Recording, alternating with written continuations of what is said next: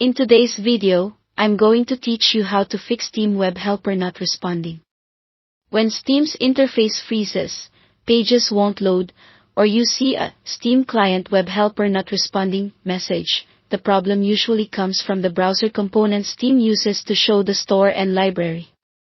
We'll first reset those components, then adjust how Windows runs Steam to improve stability.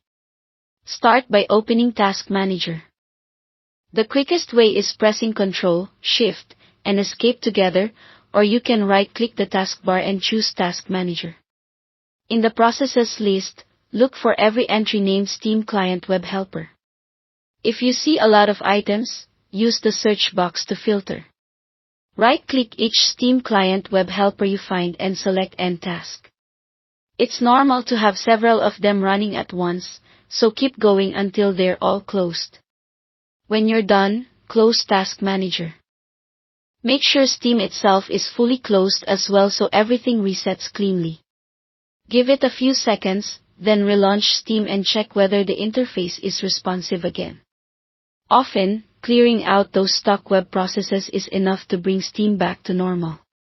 If the issue persists, we'll change how Steam starts on your PC. Click the Start button and type Steam. When the Steam app appears, right-click it and choose Open File Location. If you land on a shortcut, right-click it again and select Open File Location one more time to reach the actual installation folder. Find steam.exe, right-click it, and choose Properties. Go to the Compatibility tab, then check Run this program in compatibility mode for and select Windows 8 from the drop-down. Also check Run this program as an administrator. Click Apply, then OK. These settings tell Windows to use a compatibility layer that plays nicely with Steam's embedded web components and to grant Steam the permissions it needs to update itself and launch helper processes reliably. Now restart your computer so the changes take effect system-wide. After Windows boots back up, launch Steam from the Start menu as you normally would. You may see a permission prompt because we set it to run as administrator. That's expected.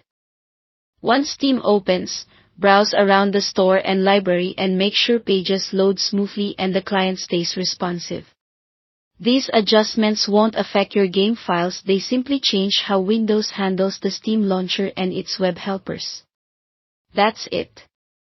Thanks for watching, and don't forget to subscribe to this channel for more videos like these.